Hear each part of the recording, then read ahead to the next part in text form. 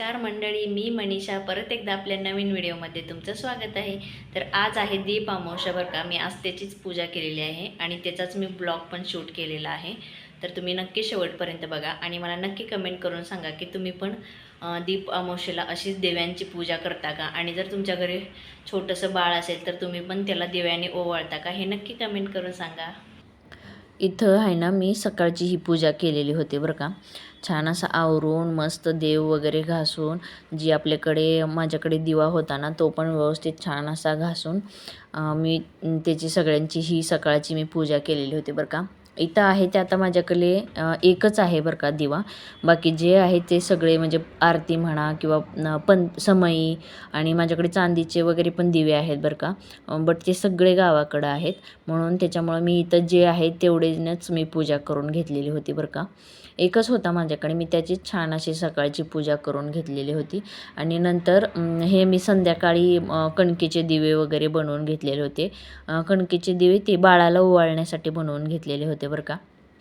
आणि इथं मी पाट वगैरे ठेवून छान अशी रांगोळी वगैरे काढून घेतली आणि मग नंतर जे पूजेचं साहित्य लागतं ते ठेवून घेतलं। कणकेचे दिवे बनवून त्याच्यात वात वगैरे लावून ते प्रज्वलित करून ठेवले होते आणि नंतर इथं बाळाला बसवून मग नंतर मी छान असं त्याचं औक्षण करून घेतलं, पूजा करून घेतली।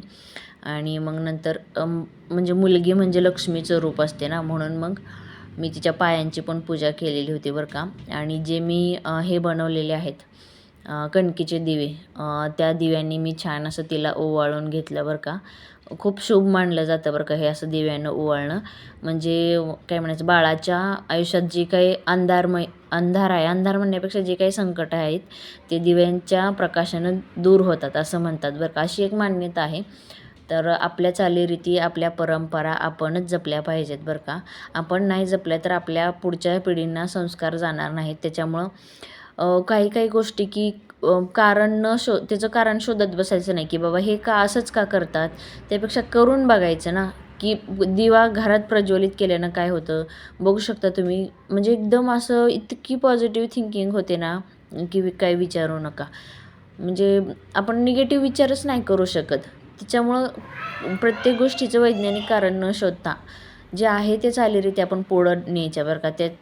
त्या पुढं घेतल्यानंच आपली पिढी दुसऱ्या पिढीला संस्कार देऊ शकते बरं का, असं मला तरी वाटते। मग मी ते दिवे वगैरे बनवलेले होते ना, ते मस्त मी आमचा हे करून झालेलं होतं, पूजा वगैरे करून झालेली होती। आणि मग ते दिवे वगैरे मी देवासमोर ठेवले आणि आम्ही अगोदरच छान छान असं तयार झालेलं होतं बरं का। आमच्या इथं पलीकडच्या बिल्डिंगमध्ये एक बड्डे होता बरं का। मग आम्ही तिकडं म्हणजे त्यांनी आम्हाला सांगितलं होतं की बड्डेला या म्हणून, तर आम्ही तिकडंच गेलेलो होतो बरं का।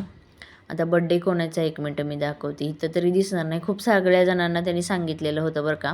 मग आम्ही पण गेलेलो, म्हणजे आम्हाला पण त्यांनी सांगितलं होतं, म्हणून आम्ही पण छान छान असं तिला गिफ्ट्स घेऊन गेलेलो होतो बरं का। ती मस्त एन्जॉय करत होती, छोटी बाळं पण जास्त होती। आता इथं बघू शकता, ही इरा आहे बरं का।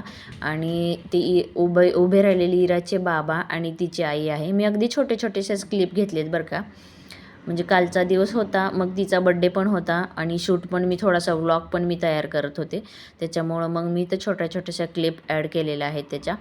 आणि मग ती छान, आता तिचा मला वाटते दुसरा बड्डे होता बरं का तिचा, तर ती काही रडत वगैरे काही नव्हती, मस्त छान असं सगळ्यांकडून तिनं ओवाळून घेतलं बरं का। बघू शकता ती गिफ्ट्स वगैरे पण मस्त घेत होती। आणि मग नंतर मी छोटे छोटेसेच क्लिप त्याच्या तयार केल्यात बरं का, एकदम खूप लाँग असा किंवा बोरिंग होईल असं काही केलेलं नाही। जे ओवाळत होते मी त्यांच्या अगदी थोडंसं हे करत होते, शूट घेत होते। इथं बाळ बघू शकता, इथं मुलं मस्त एन्जॉय करत होती बरं का। आता तिथं सगळेजण ओवाळे गिफ्ट्स वगैरे देत होते। आता हा शंभू रडत होता बरं का इथं, त्याला पण मी थोडंसं व्लॉगमध्ये घेतलं। त्याला ॲक्च्युली केक कट करायचा होता, तिची मम्मी ओवाळायला गेली आणि त्याला केक कट करायचा होता, म्हणून तो रडत होता बरं का। आणि मग सगळ्यांनी असं छान असं ओवाळून घेतलं बरं का। आम्हाला वाटलं फक्त नाश्ता आहे, जेवणच झालं आमचं बरं का तिथं। आणि त्या बाळाच्या हातात दिसते ना, ते रिटर्न गिफ्ट त्यांनी दिलेले होते बरं का सगळ्यांसाठी, आणि ही रियांशी आहे बरं का। आणि मग नंतर छान असा केक कटिंग वगैरे झाला आणि जेवणाचा मेन्यू ठेवलेला होता त्यांनी पावभाजीचा बरं का, मस्त एकदम छान असा देत होता। मग इथे छान असा केक बघा, तिने स्वतःचाच कट केला बघा, ती आणि तिची मम्मी आहे ती। त्याच्यानंतर केक वगैरे कटिंग करून झाल्यानंतर आणि छान अशी पावभाजी वगैरे खाल्ली आणि मग असा म्हणून घ्यायला लागली